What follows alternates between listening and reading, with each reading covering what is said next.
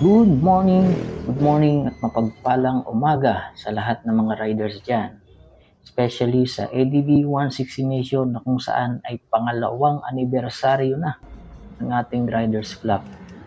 Ngayong araw ay magkikita-kita po kami ng mga kapatid nating riders ng ADV 160 Cebu para sa aming segundo anibersaryo na gaganapin sa Danao, Cebu. Tara na at bumiyahin na tayo. Nga pala, no, mga kapatid, dapat sa Shell Mambaling Cebu ang place namin, ano.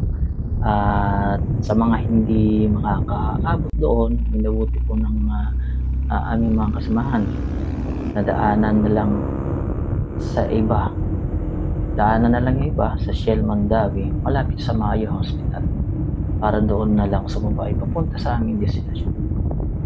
At isa na nga ako doon, no, dahil sa Lapu-Lapu lang ako at bago ako makarating sa Mambaling, dadaan pa ako sa Mandawi. So minabuti ko rin na daanan na lang sila dito.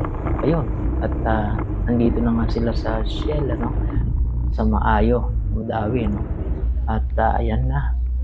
So marami po ang mga a-attend, no, ng segundo anibersaryo ng ating Riders Club, ADV 160 Cebu RT.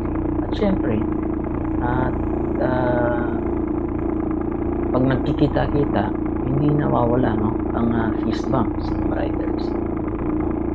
At kasama yan para ma-acknowledge man lang, ano, kahit na hindi kayo masyadong magkakilala o minsan lang kayo magkikita-kita. Siyempre, pagka nagka-fist bump kayo, ay para na rin kayong nagkikita-kita araw-araw. At tapos ng ilang minuto ay umalis na kagad kami, no? At magtutungo na kami sa aming destinasyon.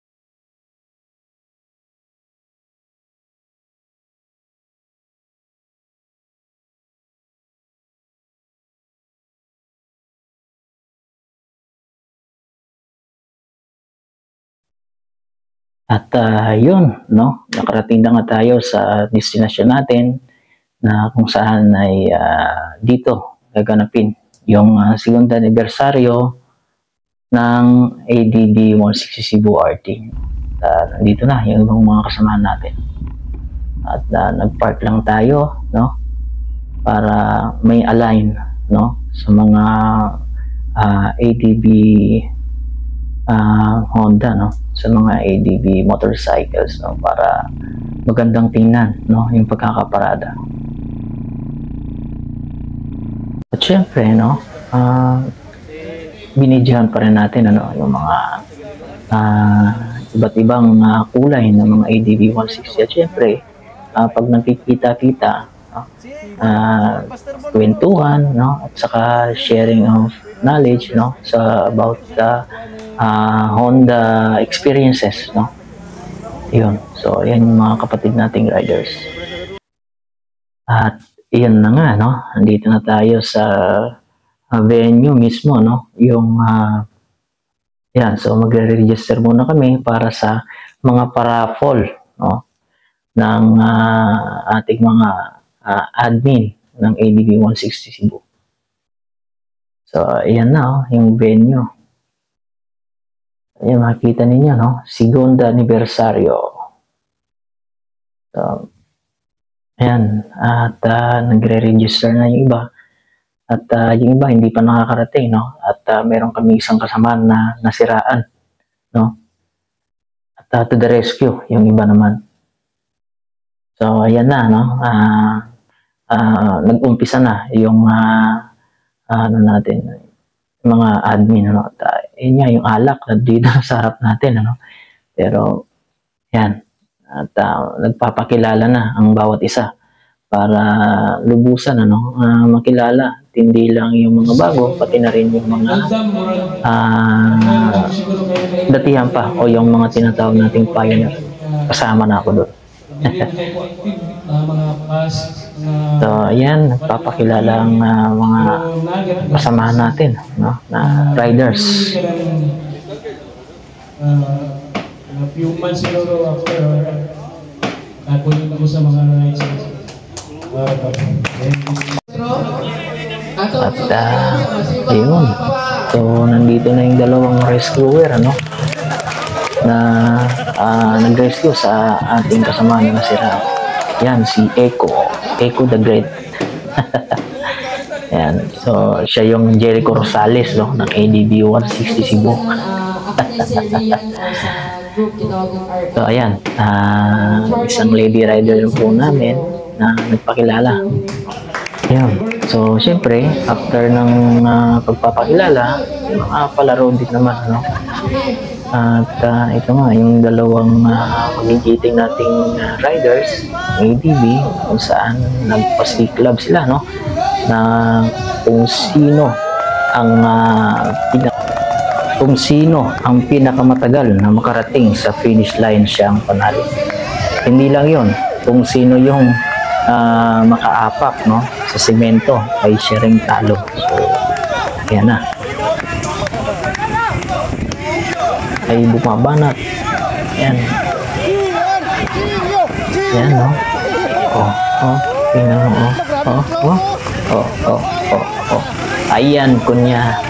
Yun lang, no? At natalo si Pio sa isa nating kasamahan riders. Siyempre, hindi mawawala si isang kasama natin, no? Na si Ice Cream Yummy. Yan. So, katapos niyang sumayaw, may Ice Cream Yummy, naligo siya sa dagat. Ay, sa swimming pool pala. Akala ko si dagat po, swimming pool pala. So, yun. At habang naliligo ay tinatagaan niya siya ng red horse ng ating kasamang riders. At syempre, nagulat ang aming kasama, no? Na si Tito Enrix pala, no? Ay isang magaling na rapper. So, ayan, no? Kinanta niya ang isang awitin ng isang rap song. At syempre, nagulat ang lahat. Syempre, pagsapit ng gabi, ito na, nag-uumpukan na yung iba para sa mga nanalo ng papremyo, no? At ayun, congratulations sa mga nanalo kahit hindi ako nanalo. At syempre, nagkakatuwaan ang ating mga kasamahan dyan dahil sa pagtatapos ng segunda anibersaryo. Syempre, yung iba ay nagpaiwan na para manatili at i-continue pa nila, no, ang nalalabing oras para maging masaya sa araw ng segunda anibersaryo. Siyempre, kami na malayo pang uuwian, umuwi na kami, no? At yun, pauwi na ako dyan. So maraming salamat po. Hanggang sa muli nating pagkikita, mga riders.